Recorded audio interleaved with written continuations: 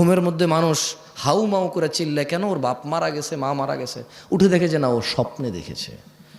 ও ঘুমে কষ্ট পায়। ঘুমে কি পায়? কষ্ট পায়। সে জাহান্নামে যে আযাব আছে সে সেটা অনুভব করতে পারে না, বলে যে দেখি নাই। তাহলে আল্লাহ কাকে বলেছে? খেয়ে ফেলেছেন, চা নাস্তার ব্যবস্থা করেন, এরা তো ওয়াজ খেয়ে ফেলে। ইয়া আইয়ুহাল্লাযীনা আমানু, হে তোমরা যারা ঈমান এনেছো, ইন্নামাল খামরু ওয়াল মাইসিরু ওয়াল আনসাবু ওয়াল আজলাম রিজসুম মিন আমালিশ শাইতান ফাজতানিবুহু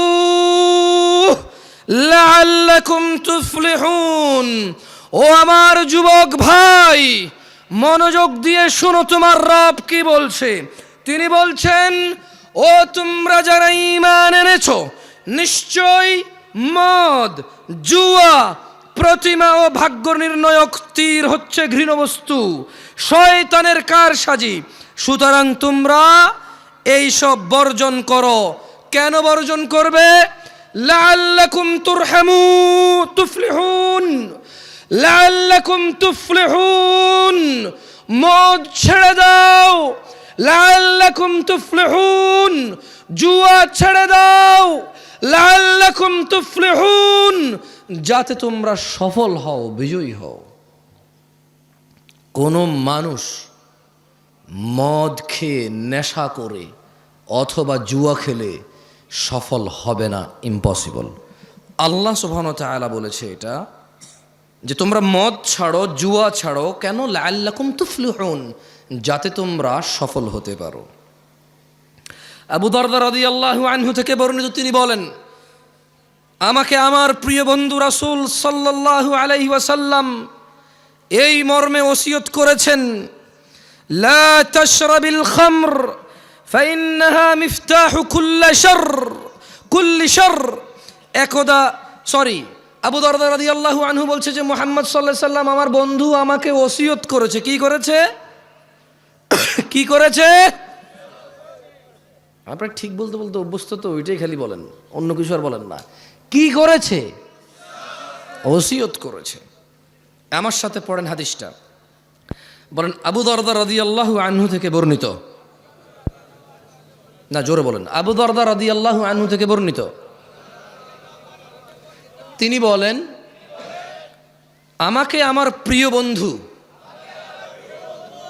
রাসূলুল্লাহ সাল্লাল্লাহু আলাইহি ওয়াসাল্লাম এই মর্মে ওসিয়ত করেছেন, লা তাশরাবিল খামরা। ও আবু দারদা, তুমি কখনো মদ পান করিও না। ফাইন্নাহা মিফতাহু কুল্লি শারর, কারণ মদ, নেশা সকল অকল্যাণ, সকল খারাপ, সকল পাপের চাবিকাঠি। বুঝছেন না? বোঝেন নাই? মানে একজন মানুষ যদি নেশা করে, এই পৃথিবীতে আর এমন কোনো খারাপ কাজ নাই যেটা তার দ্বারা সম্ভব না। এটা কি আমি বলছি? আবু দারদা রাদিয়াল্লাহু আনহু বলছে। ওনাকে ওসিয়ত করেছে কে? আবার খাইছে, আর একটু চা নাস্তা দেন এদেরকে। ওসিয়ত করেছে কে? মুস্তাফা আলাইহিস সালাম। ওসিয়ত করেছে কে? রাহমাতাল লিল আলামিন। কে? ইমামুল আম্বিয়া। কে? ইমামুল মুরসালিন। কে? খাতামান নবিয়্যিন। কে? ওসিয়ত করেছে যে ও আবু দারদা, তুমি নেশা করিও না। তুমি যদি নেশা করো তাহলে এটা সকল পাপের, সকল অকল্যাণ, সকল অঘটনের চাবিকাঠি হচ্ছে এই নেশা।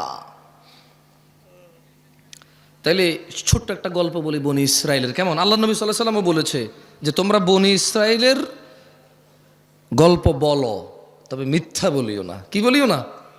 মানে বানায় বানায় বলিও না। তাহলে আমি কি ছোট্ট একটা বনি ইসরাইলের গল্প বলবো? আপনাদের কষ্ট হয়ে যাচ্ছে, আমি বক্তব্য ছেড়ে দেবো ইনশাআল্লাহ 2-1 মিনিটের মধ্যে। আপনি না করলে বলি আর কত মানুষ কষ্ট পাইতেছে। আপনি চালান, আমি পারবো না এত বেশি চালাইতে। বেশি চালাইলে ব্রেক ধরবে না, পরে পরে ডাইরেক্ট 120 গতিতে মারলে 30-40 পিছিয়ে এসে মেরে দিবে গাড়ি।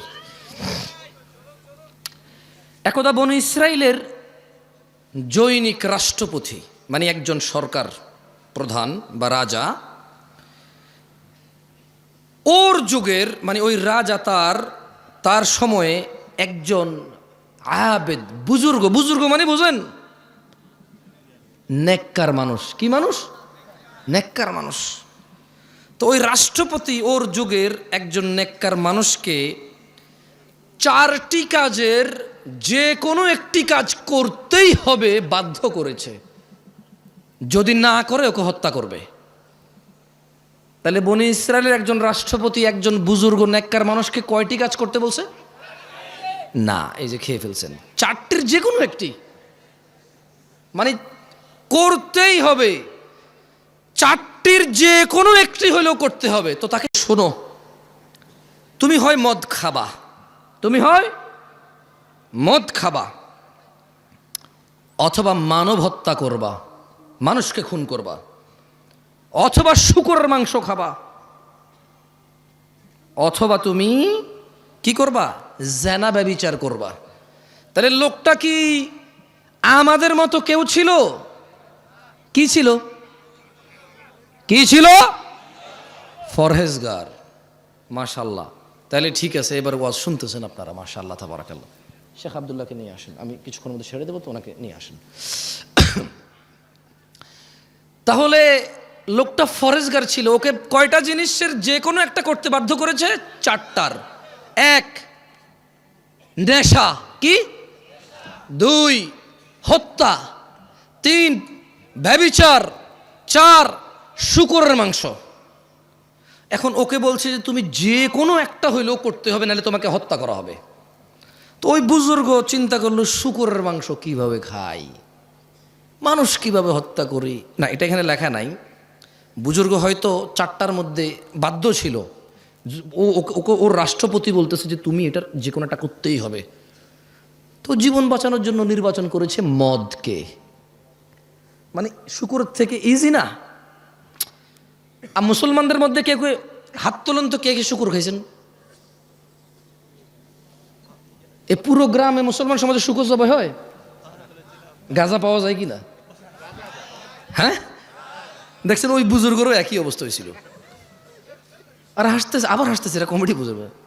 আরে ভাই, একটু বিবেচনা দিয়ে চিন্তা করেন না। আপনি যেরকম নেশাকে শূকরের চাইতে ভালো মনে করেন, মানে শূকর এতটাই আমরা ঘৃণা করি, আলহামদুলিল্লাহ, আল্লাহর প্রশংসা, প্রপার আমরা এই সমাজে এটা দেখি না। আছে সুদখোর পর্যন্ত শূকর খায় না।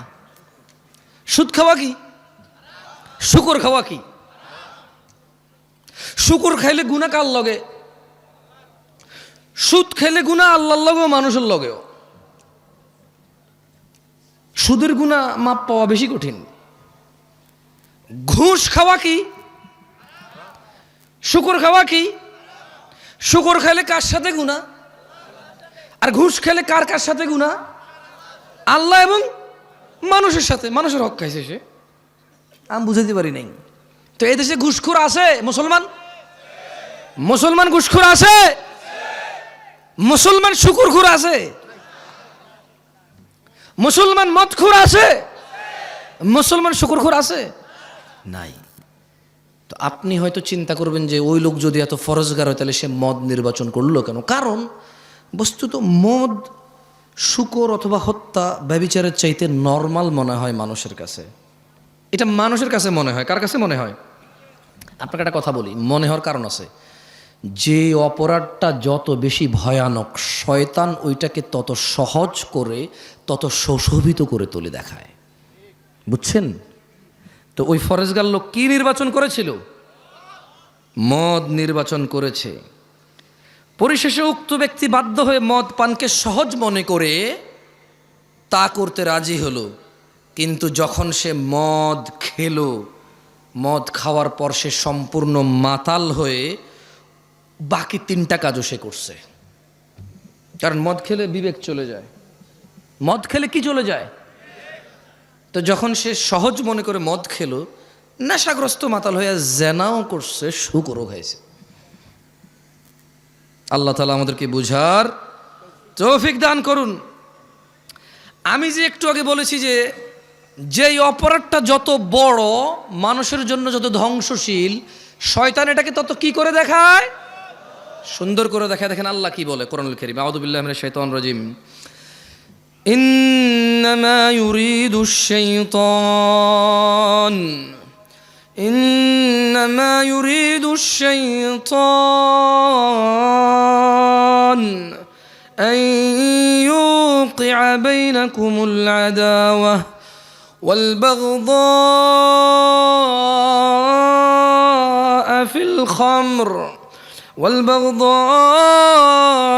في الخمر والميسر ويصدكم عن ذكر الله وعن الصلاة فهل أنتم منتهون। নিশ্চয়ই শয়তান মদ জুয়ার দ্বারা, নিশ্চয়ই ইন্নামা ইউরিদুশ শাইতান, নিশ্চয়ই শয়তান চায় মদ জুয়ার দ্বারা তোমাদের মধ্যে পারস্পরিক শত্রুতা বিদ্বেষ ঘটাতে এবং তোমাদের আল্লাহর স্মরণ ও নামাজ থেকে বিরত রাখতে। নিশ্চয় শয়তান কি চায়? মদ জুয়ার মাধ্যমে নিজেদের মধ্যে ভেজাল পাকাই দিতে এবং সলাৎ থেকে দূরে রাখতে এবং আল্লাহর স্মরণ থেকে দূরে রাখতে। তবু কি তোমরা, আল্লাহ বলছে যে ফাহাল আনতুম মুনতাহুন, ও এই এলাকার নাম কি? হ্যাঁ, তেঘরা বিরল। ছোট অংশ বিরল নাকি বড় অংশ বিরল? আর তেঘরা কি? তেঘরা কি? আরে বাপরে, মাশাআল্লাহ, গ্রাম এত বড় হয়? ঘনবসতি ভাই আপনাদের দিকে, মাশাআল্লাহ মাশাআল্লাহ তাবারাকাল্লাহ। তাইয়্যিব, তাইলে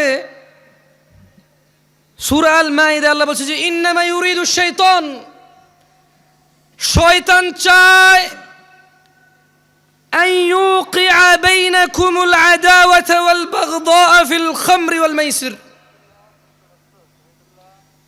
শয়তান চায় তোমাদের মধ্যে মদ আর জুয়ার মাধ্যমে পরস্পরে বিদ্বেষ শত্রুতা লাগায় রাখতে।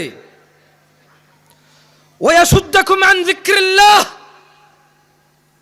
এবং সে চায় তোমরা আল্লাহর স্মরণ ভুলে যাও।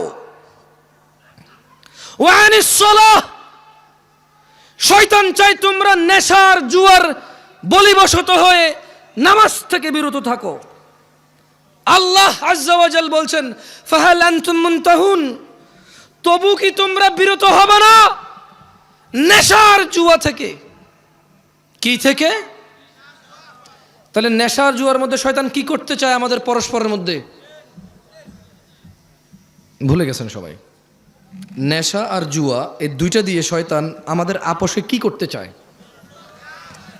শত্রুতা লাগায় রাখতে চায়, মারামারি হানাহানি করাইতে চায়, আর আল্লাহর জিকির থেকে বিরত রাখতে চায়, আর নামাজ থেকে বিরত রাখতে চায়। আল্লাহ খুব সুন্দর করে প্রশ্ন করেছে, ও বিরলবাসী, আল্লাহর প্রশ্নের কি উত্তর দিবা? দিবা? দিবা? আল্লাহ বলছেন ফাহাল আনতুম মুনতাহুন, এই মদ জুয়া ছেড়ে দিয়ে নিজেদের শত্রুতা থেকে মুক্ত হয়ে আল্লাহর স্মরণে ফিরে এসে সালাতে ফিরে আসবা।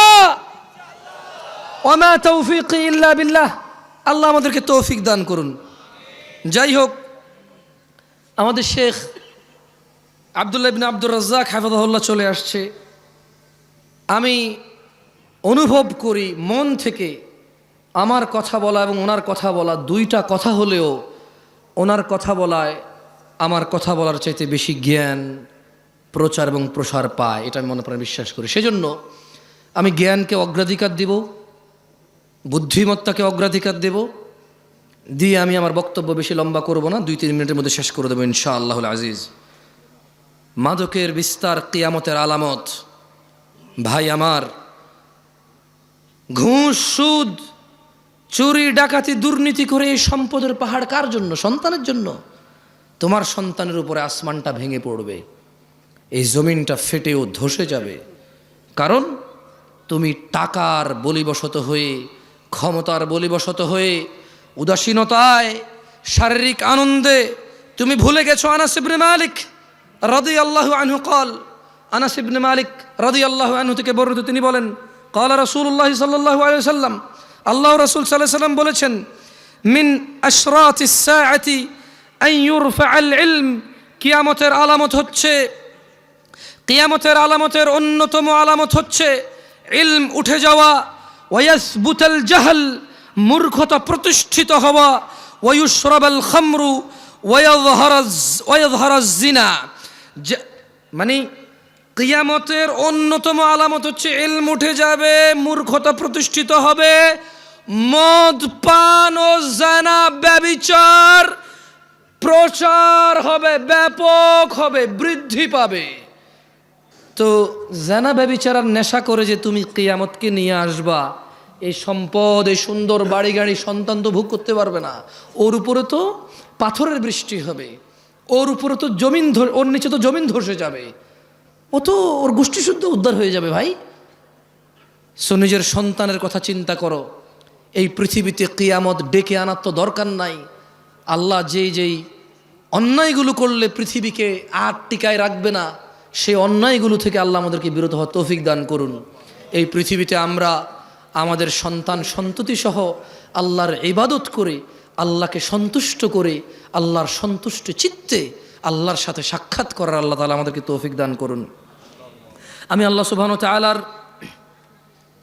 কাছে এই ফরিয়াদ করি, আমার ভাইদের সর্বশেষ একটি হাদিস শুনিয়ে আমি আমার বক্তব্য শেষ করব। ভাই আমার, তোমরা যারা নেশার সাথে জড়িত আছো, তোমাদেরকে বলি, জাবের রাদিয়াল্লাহু আনহু থেকে বর্ণিত একটি হাদিস, রাসূল সাল্লাল্লাহু আলাইহি সাল্লাম বলেছেন, যারা দুনিয়াতে নেশা করবে তাদেরকে আখিরাতে আল্লাহ সুবহানাহু ওয়া তাআলা জাহান্নামীদের শরীরের পচা, গলা, পুজ, ঘাম পান করানোর বিষয়ে তিনি সুবহানাহু ওয়া তাআলা প্রতিশ্রুতি দিয়েছে।